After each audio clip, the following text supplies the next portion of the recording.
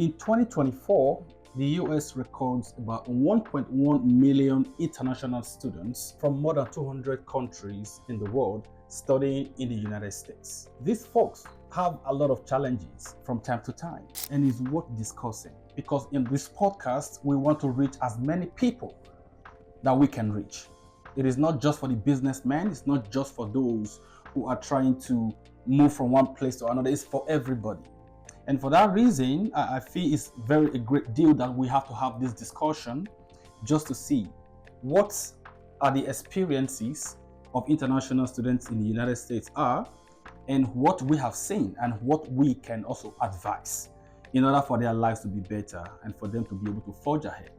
So to have this discussion, I have a dear friend of mine who also is an international student and now currently transitioning into the job market. Her name is Chandrika. Chandrika, it is nice to have you on my podcast. Hey. Welcome to the Royalty Mindset podcast. I don't know, like when you asked me, like, do you want to come to this podcast and discuss about this international students and their struggles, or how do you face it? And I was like, yeah, let's go. Like, it's interesting. So yeah, and I saw your previous videos as well, but those were also amazing. Thank you for the kind words. Say cheers to that. So it's not been easy bringing you on board here. Oh yeah. So we're going to have a very great discussion that I believe is going to transform a lot of people's lives and of course help people navigate the challenges that they are currently facing. So tell me, what has been your experience being an international student in the United States? Oh, it's been actually a roller coaster ride for sure. I think like people think being a student is like easy sometimes, but being an international student can be tough. And like people moving from different countries, there is like a lot of struggles with the culture change, the differences in time zones, and like how their previous universities or education background was and how the US universities work. Yeah. Also like how the job market transition work as well. So like just to give it just about how international students like have this quota of working as well. So they have this option of optional practical training, which is like OPT.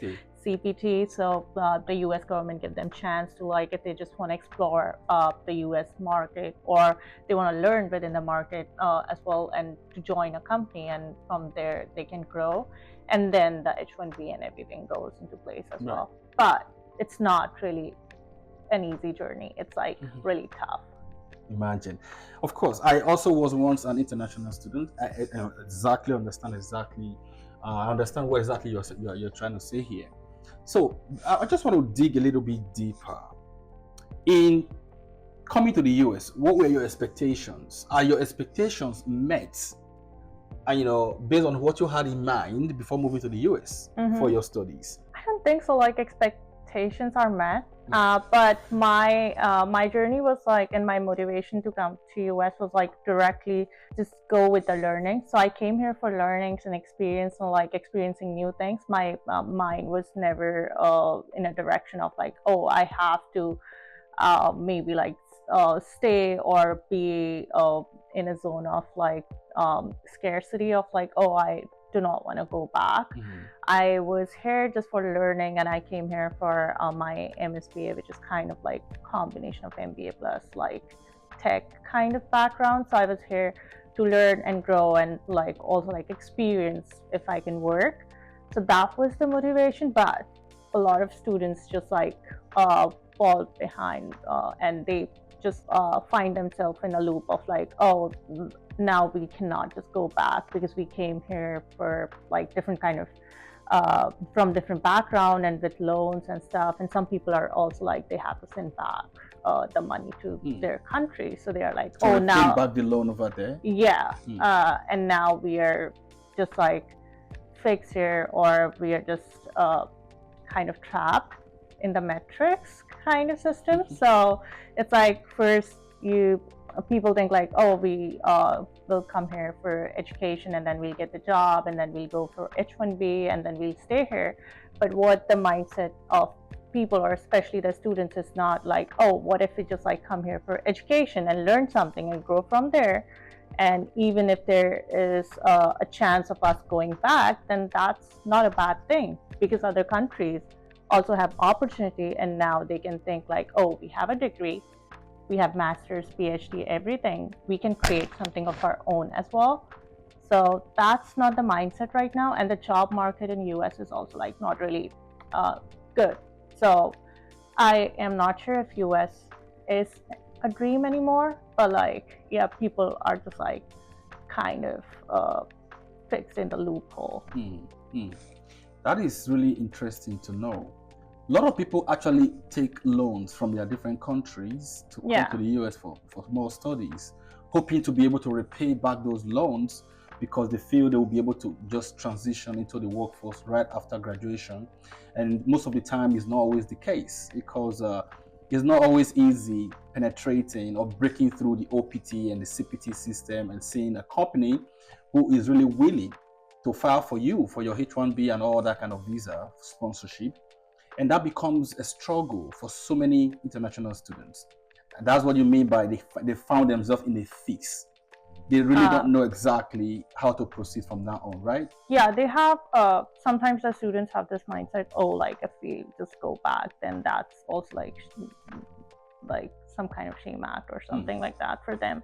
And they just don't want to face the world like, oh, we went there for studies and work purpose, and now we cannot just go back. Some people have genuine problems that they need to make more money for people in their country or something like that. But what I feel is like the government system in US is like not really in favor of like international students. They're like, oh, like you just have to come here for education and then you have to go back. So you cannot even like explore more opportunity or something. There are phases. So first phase is like CPD. So when you come here for example, I'll take the master's case because like I did my master's, right? So like in few of the colleges, there is like day one CPD. So you can work from day one. Yeah. Few of the colleges, like my college was like, you have to complete like 1 year and then you go for CPD, which is curriculum practical training. So that can be internship, full-time or something like that. Right. It depends on the university, right? Then you do that, and when you complete your master's, then you go to your OPD, and then you can join any company. But the thing with the companies is like they don't even know like OPD doesn't require sponsorship. That's like just like 2 years of period where the person can actually opt for the training, right, or like the job, practical training. Yeah, and there is like no sponsor. OPD is already sponsored by the university itself. But then the company, they just don't want anyone who's like there for 2 years. They want people like who can stay there longer. Yeah. And also they don't want to file the H-1B because they don't know the process. The requirement is very difficult. Yeah, it can be complicated, right? So I think it's kind of really tough for students now. And one job can have like 6,000 applicants one go. And also like people who live in US, like US citizens, they are also transitioning to tech. So it's becoming, the competition is like really, really, really tough. It was easy before COVID, for sure. That is very interesting to know as well. Now, I mean, what did you study in your master's? Is it related to STEM or just a regular program? No, it was like STEM. Okay. So like there is also like one more requirement. So if you want to study something which is not STEM related, not tech related, or some kind of good stream. Yeah. So if that's not STEM, then you cannot even opt for OPD or something. Yeah. You just study and go back. Which is like people, sometimes they come for those programs and they go back and they spend like $100,000 on the programs itself, which is not also like a good thing. Right. And sometimes they don't even know like, oh, we have to opt for a STEM course. They think like, oh, we'll come here and then we'll do the job, but it's not that easy. My program was STEM, so it was related with like data science, and that time it was the requirement for data science was like too much. So I was like, and I was from a data field itself. So I was like, okay, I'll go for a master's program, in which I have like interest in, and I can go and work in that kind of field, like data related. The job market for data scientists is still there, but it's transitioning to AI and artificial intelligence now. So does that mean that students from that field has to also ensure that they're upgrading their skill, they're upscaling to be able to compete in the stringent market at this point in time? Yeah, that's true. So like, I don't think so. Tech is something like you can just come here with one skills and you should not grow. Right. So each and every day you have to learn and grow, and you should be like really flexible if you want to grow in tech space. So if AI is coming, people think like AI will take the job, but it's not true. The people who uses AI, that can take your job, for sure. So it's like, yeah, if AI is coming, learn few AI skills which can actually make your job faster. Right. And just adapt yourself with like new technology or something like that, and then grow from there. So it's always the motive should be like learning rather than just like doing the rat race. Absolutely. I mean, I'm a technologist myself, and I see a lot of people scared every day saying that AI is coming to take up their job. Yeah. Just like you have said, the people are the ones taking up people's jobs, not AI itself, because once you have yourself upgraded in your skill level set, you've been able to really understand what AI is and how to make use of AI, you will be the one taking other people's jobs, not AI, itself, as people have seen it to be or think they is actually going to look like. Now, let's take it back a little bit. Mm-hmm. For those students who have not been able to secure sponsorship and they are at the verge of losing their status in the United States, what options do you think is available to them? So there are a lot of options to stay. Like if the people actually want to stay, they can go for CPT day one, which is like you can go to the school again and you can study something else which has more opportunities, like because you were not able to find one. And like for example, you can go for PhD, that will be 5 years of course, but again you have to pay money to the US government, right? And then but you can work along if you have any actual or genuine offer. Right.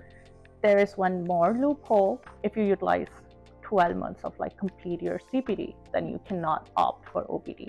So you have to at least complete the first 12 months. Yeah. So if you complete it or utilize it perfectly, you cannot just opt for OPT. So you have to keep your CPD like maybe like 11 months or 11 and a half months so that you can also utilize your OPT. So sometimes students also lose their OPT chance just because they utilize it completely, they don't know.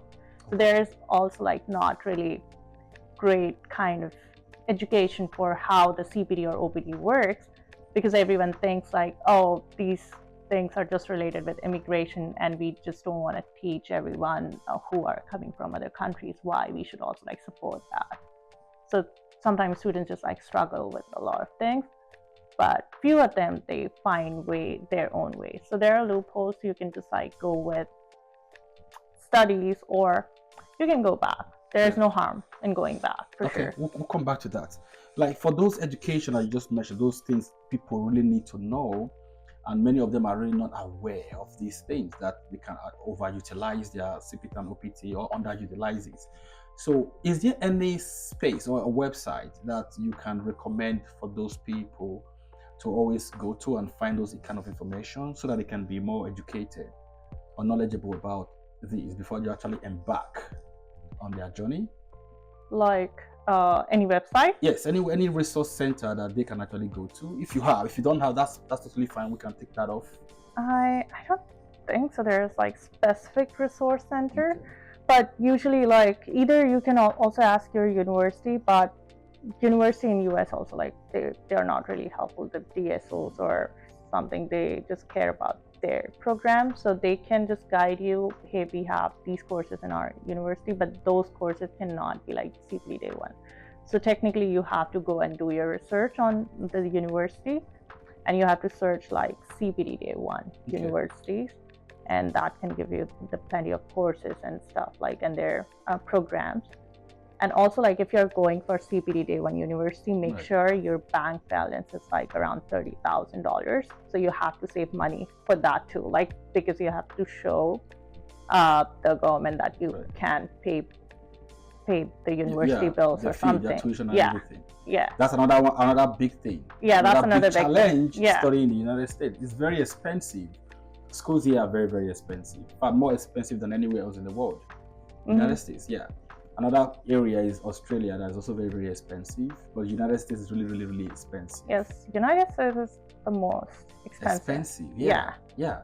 So, and that is another point. And imagine people have paid this amount of money for some, like she said, were coming to have a better life, thinking that immediately after graduation, they are going to be able to just transition into the job market and start doing something and get their sponsorship and be able to stay.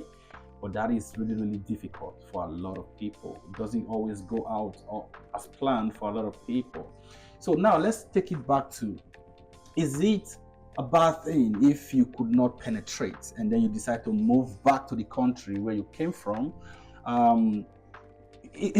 Would that be a bad thing to these people? Can they go back to their different countries and just start up a new life and utilize what they have learned in the United States and use it to transform their countries, or use it to, better their lives? What do you think about that? Okay, that's an interesting topic. Personally, what I feel is like going back to a place where you're completely a citizen, you have all the freedom, like you can do anything you want and you can utilize your skills. Right. It's not a bad thing at all. But like what students think, like, oh, we have to go back and like we have to face everyone because like we came here for university or whatever purpose. Yeah. So we should not go back. We should always find a way to stay in US. But like my question for those people is like, why? If you're struggling and the market's like not really good, then either you don't need to move back to maybe your particular country, but you can find the opportunity anywhere in the world. And if you just like think in a perspective, like if we are smart enough, or like if we have the skills, we can grow anywhere in the world. I do have friends who were actually international students, and now they're founders of like some companies, and they're like, especially like AI companies. AI is booming. So just like utilize your skills and expertise on something, but international students cannot even like open their own business or any company or something. They can in the first year of OPT, but for the next 2 years they cannot. So that's also like they made the whole system in a way that it will be like really, really difficult for international students. So why not whatever you're doing, because now the world is globalizing, so you can also do it in your country as well. It might be tougher to find like maybe investors or something, but I have seen plenty of people, and my friends also, like few of people who went back and they are doing like way better than US. So just don't fix your mindset like, oh, we have to stay in this country. Very beautiful. This is the reason why I actually brought you on board, because I know your mindset is very amazing. What you just mentioned right now, because this is the Royalty Mindset podcast. What we basically do here is to ensure that we're able to inculcate a certain mindset in people so they are able to think excellently and be able to as well produce something beautiful for themselves. What you have just mentioned is letting us know that don't limit yourself just because a government is trying to limit you. Yeah. Be more open-minded, and wherever you find yourself, you can always spring forth and do beautiful things. There's no harm going back to your country and start a practice. Just like she has said, there are a lot of startups today that are not in the US. Yeah. A lot of startups in India, a lot of startups in China, a lot of startups in Nigeria, a lot of startups in many countries of the world, not only in the US. And they are operating from those locations and reaching the world. Today, the world has become a global village, which means you can actually be any part of the world, anywhere in the world, and be able to make a difference. As long as you're connected to the internet, you can make use of your phone, your laptop, and connect to the internet and be able to reach the world. The world has become a global village. So, irrespective of wherever we find ourselves, we should always think on what we can do with what we know and push ourselves out, and the world will hear about us. Yeah. So that is really interesting. I think so. Like what I feel like, if all come to like, this was my thinking when I was like coming to US. Right. Like I was coming here for education, and I was like, oh, I have to learn something every day. Like something new, and I have to learn and grow, like even from my peers, my mentors, my sister who also like lives in US. So someone can have like easy journey, and like someone can have tough journey, but like irrespective of your journey, uh, like what if you also like focus on learning new things, or just like growing your network, or like meeting these people while you are in US, like going to the conference and like creating a network friends from where you can build and grow, like even if you are in another country, or like even for example if you move to Europe and you're like, hey, like I have this thing in my mind, or like I have this startup and we can grow from here, and you can pitch like any investor from anywhere of the world, right? So like just go like this and learn, complete your credentials, like even if you want to opt for CPD, OPD, that's fine. If your H1B is not done, that's also okay. You can start something, or also like you can go to some another country for a company, like if you just want to be specific in the job place or like job market and you just want to do 9 to 5, that's also like a good option. But what I feel is like it's not the people or your visa, or like your, like if you're a citizen, right? It's about your skills. That's why you are in the job market, and that's why they pick you. It's about your personality, your skills, and what you have. And so like what immigrant feels like, oh, like we are just like not citizens, or we are not from here, that's why we might have less chance even in the job market. So I feel like that kind of just like make them into like go into like depression, or they feel like they are something less. But what I feel like, if you have the perfect skills, even if things not going well, you'll do something well like in your life for sure, like somewhere else. Like, so don't just feel less of yourself anytime. And one example is like just within US, people can be citizens and they can be homeless as well. Absolutely. So by the end of the day, I feel like it's not your visa status, it's just your skills, your mindset, your skill. Yeah, it's your personality, your mindset, your skills. It's not your visa status.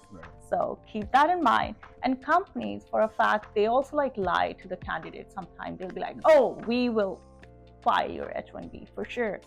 They spend sometimes all 3 years like OPD in that company, and they still don't file it. Like, oh, we're not filing the H1B. And they just use the candidates for their skills. So it's not your visa status. So if the company is not supporting you, or the country is not supporting you, you can do something on your own.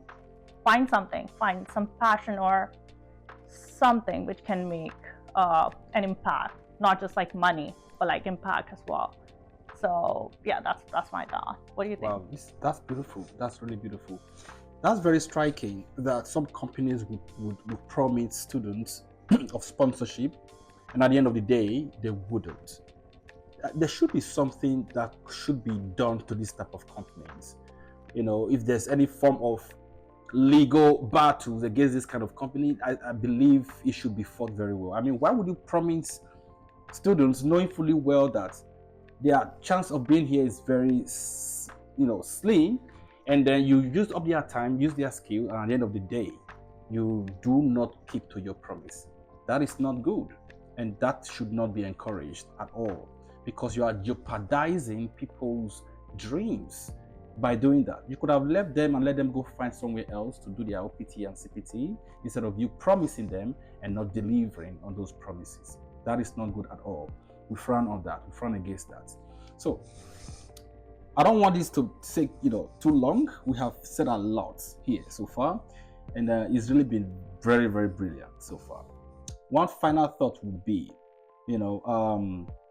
for those guys who are not able to stay because of your visa status, it's not the end of the world. Yes, USA is a beautiful country. For me, it remains the best country in the world. But at the same time, what we had mentioned in this podcast, we had said that it is not the end of the world. You can survive somewhere else. You can take your trade somewhere else and build something from that point, and the world will still hear about you. So be who you should be. Know what you are here for. Have those skills that you need. have those connections that you really need, and then go do you. Do your best. And if your best could not retain you in this country, do not feel bad. Go back to your country or wherever you can be and do something with those skills. You will be heard about for good. That's just my own conclusion. Do you have a final word for anybody who out there who is facing this type of challenges? Yeah, like what my thought is like, just don't run after a country. And even if you're just coming here for US, it's not a dream country anymore. So don't run for the country, run for the skills. And if you genuinely want to go for education, that's a great thing. Come here for education, do things, but there will be struggles for sure. So be ready for that. And yeah, you can do something wonders, like people who can be on student visa and they open companies as well. So my take is like, just try to build something, because now the market is like this, where everyone is trying to build something and go with the market, or like something innovative. So I would just suggest the students like not to run after a country, but just like run after your ambitions. Yeah. Awesome. Well, Chandrika, it was nice Thank having you. you on my pod again.